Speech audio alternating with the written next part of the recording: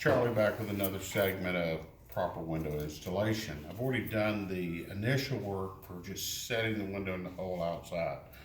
And what I've been working on the past few minutes is squaring the window to the hole, or really leveling the window.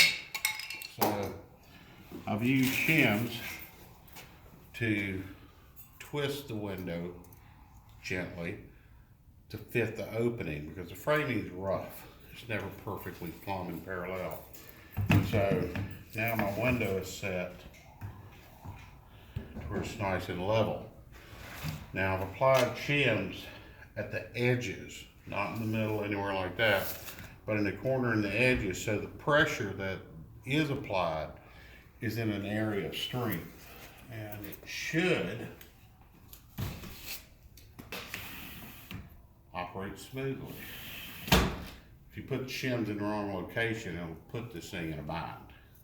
But now, what I have to do is to continue